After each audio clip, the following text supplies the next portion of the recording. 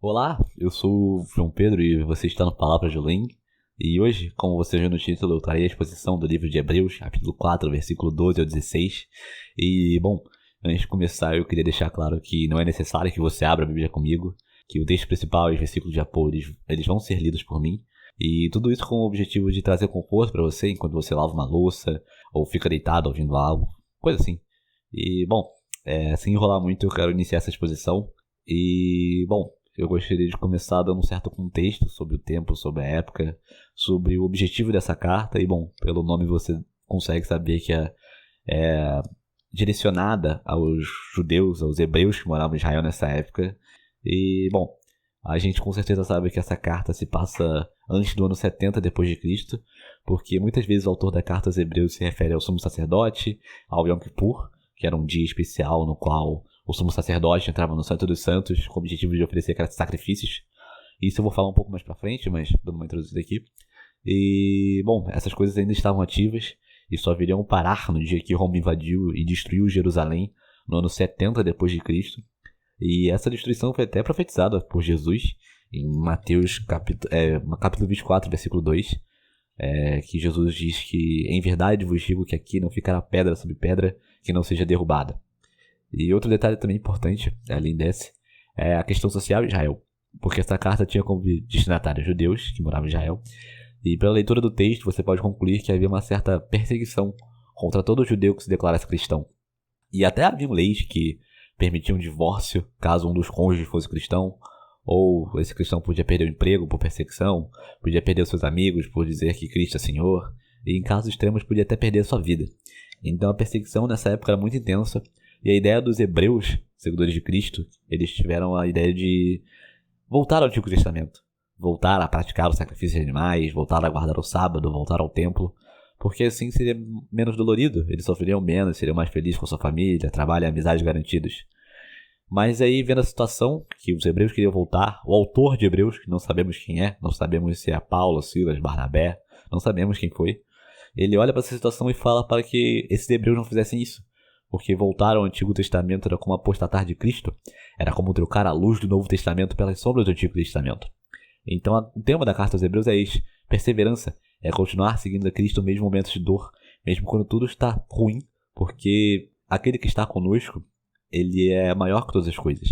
Todas as coisas, todos os problemas, qualquer coisa ele é maior. Jesus Cristo é maior que todos. E nesse ritmo de engrandecer Cristo, ele começa o capítulo 1, o autor começa o capítulo 1, dizendo que Cristo é superior aos anjos, porque quem Deus chamou para sentar à sua direita, quem Deus chamou de filho, e somente Jesus que aconteceu isso. Porque Cristo pode até ter sido feito menor que os anjos, quando ele se tornou gente, quando se tornou humano, mas quando ele ressuscitou ao terceiro dia, quando ele subiu aos céus, ele se tornou maior do que qualquer criatura, tirando o próprio Deus, é claro, porque todas as coisas estão debaixo do estrado dos seus pés. Então, isso está escrito em Efésios, capítulo 1, versículo 22, e ele vai continuando esse ritmo, e ele vai falando também em Hebreus capítulo 2 e 3, que Jesus é maior do que Moisés, porque Moisés ajudou a construir uma casa, mas o Cristo é o dono da casa, ele é o cabeça que manda todas as coisas. Até está escrito em Hebreus, capítulo 3, versículo 5, Moisés foi fiel em toda a sua casa como servo de Cristo. E assim ele vai continuando, até que chega em Hebreus, capítulo 3 e 4, que o autor diz para que não ignoremos a voz do Senhor, para não endurecer o nosso coração, porque se a geração do deserto pecou e passou 40 anos de deserto, o que será de nós que temos a verdade na nossa frente? Nós temos Cristo na nossa frente, e nós ignoramos ele. Com certeza o juízo sobre nós vai ser muito maior. Então não parem de lutar. Porque se vocês pararem, a gente vai perder o descanso eterno. Um descanso eterno que nem Josué, com a conquista das terras, ou Davi, com o seu reinado, conseguiu trazer. Por isso não desista. E ele vai continuando até que ele chega na nossa mensagem, que é o capítulo 4 de Hebreus, do versículo 12 ao 16. E bom, eu vou ler aqui para você, o texto é o seguinte: porque a palavra de Deus é eficaz, mais penetrante do que espada alguma de 2 gumes, e penetra até a divisa da alma e do espírito, e das juntas e medulas, e apta para discernir os pensamentos e a intenção do coração. E não há criatura alguma encoberta diante dele. Antes, todas as coisas estão nuas e patentes aos olhos daquele com que queremos tratar. Visto que temos um grande sumo sacerdote, Jesus, o Filho de Deus, que penetrou nos céus, retenhamos firmemente a nossa confissão. porque não temos um sumo sacerdote que não possa compadecer-se das nossas fraquezas, porém um que, como nós, em tudo foi tentado, mas sem pecado. Chegamos, pois, com confiança ao trono da graça, para que possamos alcançar misericórdia e achar graça, a fim de sermos ajudados em tempo oportuno. E, bom, eu gostaria de começar essa exposição com uma pergunta, que é: quem de nós pode se salvar? Quem de nós decide por vontade própria olhar para a cruz de Cristo e falar: este é o meu Senhor, o meu Salvador? Qualquer pessoa do mundo, você acha que andaria ao lado da cruz e acreditaria numa loucura dessa? Acho que não. E ninguém de verdade acreditaria. Nenhum homem, tirando o próprio Cristo, pode salvar, porque a força do pecado em nós é maior do que toda a força humana. É impossível não seguir as potestades do ar ou seguir o curso desse mundo. Isso está escrito em Efésios capítulo 2, versículo 2 ao 3. Porque em outro tempo andávamos segundo o curso desse mundo, segundo o príncipe das potestades do ar. Éramos por natureza filhos da ira. Então, sendo assim, não merecemos ser salvos, não merecemos ser amados, não merecemos ser escolhidos ou muito mais viver. Mas aí, continuamos nesse capítulo e vamos ver o versículo 4 e 5, que ele diz assim: mas Deus, que é riquíssimo em misericórdia, pelo seu muito amor com que nos amou, estando nós ainda mortos em nossas ofensas, vivificou juntamente com Cristo. Por isso, pela graça sois salvos. Este amor do Pai que ele tem por nós não é algo recente. Ele vem antes da fundação do mundo. Antes de eu e você nascermos, ele nos escolheu em Cristo, nos elegeu e predestinou para sermos seus filhos. Você pode ler isso em Efésios, capítulo 1, versículo 3 ao 5. Bendito Deus, Pai de nosso Senhor Jesus Cristo, o qual nos abençoou com todas as bênçãos espirituais nos lugares celestiais em Cristo, como também nos elegeu nele antes da fundação do mundo, para que fôssemos santos e irrepreensíveis diante dele em amor, e nos predestinou para filhos da adoção por Jesus Cristo, por meio de Jesus Cristo. E ele não nos escolheu porque viu algo bom em nós, uma inclinação para fazer coisas boas e agradá-lo. Não, ele nos escolheu segundo o beneplácito da sua vontade, como ele fez em Jacó e em Esaú. Ele não escolheu porque eles eram bons, mas pela sua vontade, pelo seu querer ele escolheu. Isso é escrito em Romanos, capítulo 9, versículo 11. Porque não tendo eles ainda nem nascido, isto é, Jacó e Esaú, nem feito bem ou mal, para que o propósito de Deus, segundo a eleição, ficasse firme, não por causa das obras, mas por aquele que chama. E o próprio Senhor Jesus Cristo, ele disse sobre a eleição feita pelo Pai antes do início dos tempos. Isso está escrito em João, capítulo 6, versículo 44. Porque ninguém pode vir a mim, se o Pai que me enviou não o trouxer. E também em João, capítulo 6, 38 ou 39, que ele diz: porque eu desci do céu, não para fazer a minha vontade, mas a vontade daquele que me enviou. E a vontade do Pai que me enviou é esta: que nenhum de todos aqueles que me deu se perca, mas que ressuscite no último dia. E quem são estes que o Pai deu e enviou a Cristo? Está em João 3,16. Para que todo aquele que nele crê não pereça, mas tenha vida eterna. Todo aquele que nele crê é o que o Pai enviou. E toda essa ideia, só para começar o versículo 12 do Hebreus capítulo 4, que diz assim: porque a palavra de Deus é viva e eficaz, e mais penetrante do que espada alguma de 2 gumes, e penetra até a divisão da alma e do espírito, e das juntas e medulas, e apta para discernir os pensamentos e a intenção do coração. Em geral, o que eu quero dizer nesse versículo 12 de Hebreus 4 é que, para que pudéssemos acreditar em Cristo, para que nós tornássemos cristãos, para que verdadeiramente pudéssemos seguir o Senhor com todo o coração, foi necessária uma palavra que foi enviada pelo próprio Deus antes da fundação do mundo, enviada para salvar aqueles que ele escolheu, predestinou. Isso está escrito em Isaías 55, versículo 11. Assim será a minha palavra que sair de minha boca.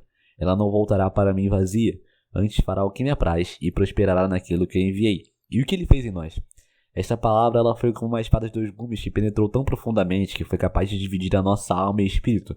Tão viva, forte e eficaz que transformou o nosso coração de trevas em luz. E diferente de Mateus, capítulo 13, 4 ao 8, quando a palavra de Deus nos atinge, não há ave, não há sol, não há espinhos que impeçam a semente da vida eterna de florescer em nós. Porque a espada do Senhor corta todo o mal, faz toda a terra infértil gerar vida.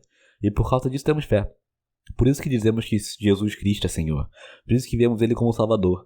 Porque essa espada, que é a palavra vida do Senhor, nos trouxe fé, nos trouxe vida. E entrando no versículo 13, eu também quero fazer outra pergunta que é: será que somente a fé pode nos salvar? Só ela é capaz de nos achegar a Deus? E a resposta é não. É necessário que vivamos de acordo com a vontade de Deus. Porque senão estaremos tendo uma fé vã, uma fé da boca para fora. E se você pode ler isso em Tiago, capítulo 2, versículo 14. Meus irmãos, que proveita alguma se alguém disser que tem fé e não tiver obras? Porventura a fé pode salvá-lo? Essa mensagem também continua em 1 João, capítulo 2, versículo 4 ao 6. Aquele que diz que eu conheço e não guarda os seus mandamentos é mentiroso, e nele não está a verdade. Mas qualquer que guarda a palavra, isto é, a palavra de Cristo, o amor de Deus está nele, verdadeiramente aperfeiçoado. Nisto, conhecemos que estamos nele. Aquele que diz que está nele também deve andar como ele andou, como Jesus andou. E não podemos mentir para o Senhor. Não há nada escondido diante dele. Todas as coisas estão patentes aos seus olhos. E se nós dissermos que somos cristãos e não seguimos o que ele ordenou, não estamos nele, estamos mentindo. Mas, ok, você pode até ter dito que o Senhor pode ter nos predestinado, semeado no nosso coração a palavra de vida, ter nos dado fé e boas obras, mas nada disso é capaz de limpar o nosso pecado.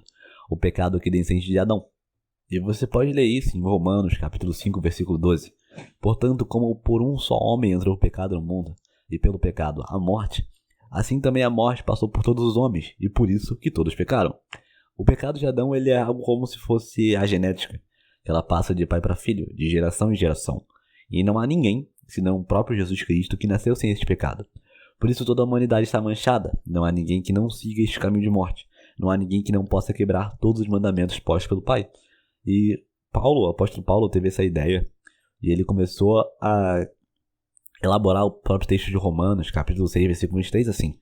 Porque o salário do pecado é a morte. Mas aí você se pergunta, o que é necessariamente pecado? É transgredir toda a lei feita pelo Senhor, como amar ao próximo, honrar pai e mãe. E olha, quantas vezes não quebramos essa lei? Porque ela não necessariamente foi feita para nos salvar, para nós guiarmos 100% nela. As leis foram feitas para nos trazer a morte. Porque qual juiz julga sem lei? Qual juiz condena sem lei? Nenhum. Então é necessário que o Senhor fizesse essas leis para nos condenar. E você pode ler isso em Romanos, capítulo 7, versículo 9 ao 11. E eu, naquele tempo, vivia sem lei, mas vindo o mandamento reviveu o pecado, e eu morri. E o mandamento que era para a vida, achei eu, que me era para a morte. Porque o pecado, tomando a ocasião pelo mandamento, me enganou, e por isso ele me matou. O que o apóstolo Paulo quer dizer é isso, é que não há salvação pelos mandamentos, há apenas juízo. Podemos tentar o quanto quiser não quebrar todos os mandamentos, mas quebramos todos. E a quebra do mandamento é o pecado, e o salário do pecado é a morte. E você pode ler essa ideia também em 1 Coríntios, capítulo 15, versículo 56.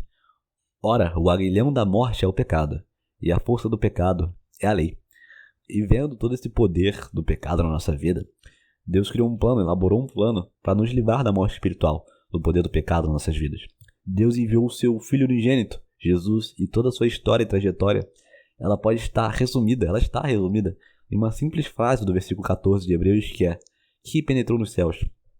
Mas antes de continuar esse texto, eu quero te mostrar uma figura de Jesus Cristo, algo que prefigurava o que ele iria fazer em sua vinda, e esta figura está todo ano ela é repetida, e ela está no dia do Yom Kippur, o dia em que o sumo sacerdote entrava no Santo dos Santos.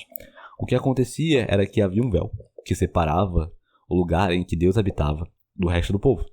Esse sumo sacerdote ele tinha como obrigação de entrar nesse lugar com 2 sacrifícios. Este lugar é o Santo dos Santos.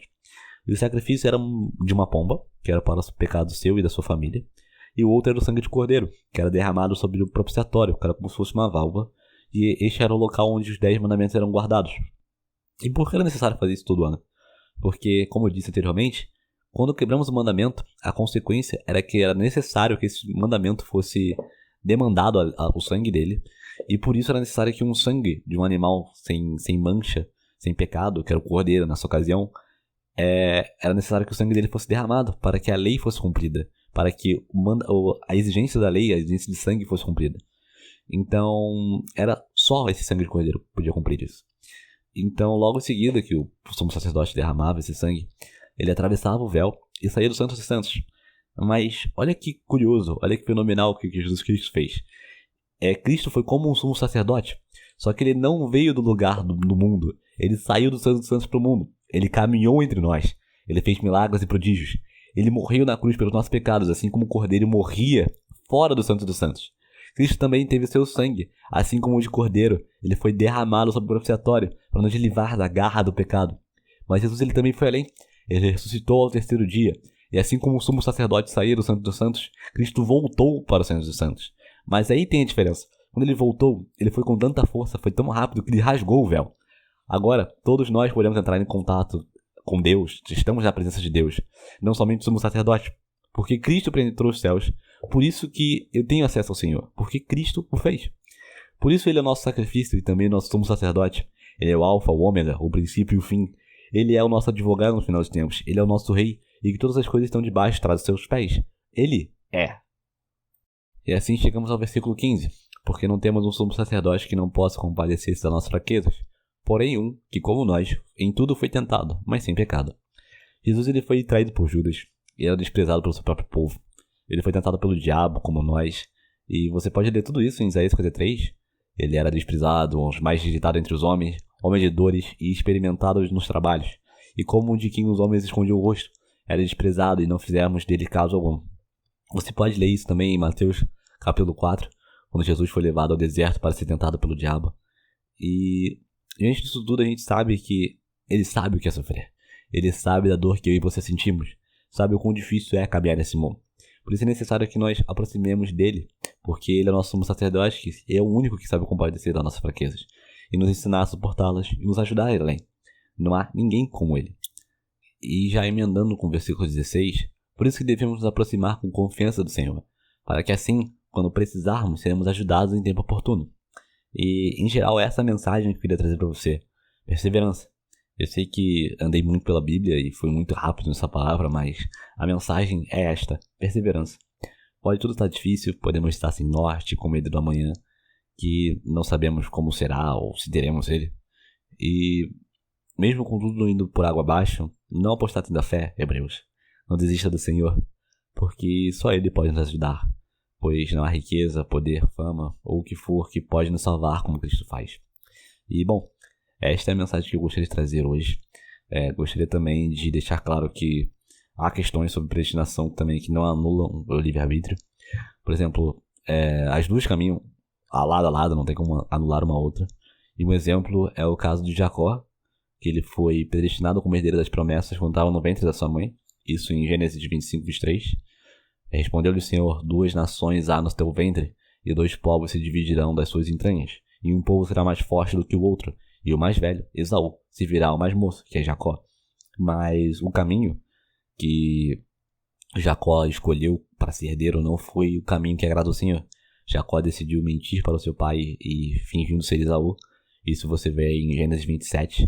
Em resumo, Jacó ele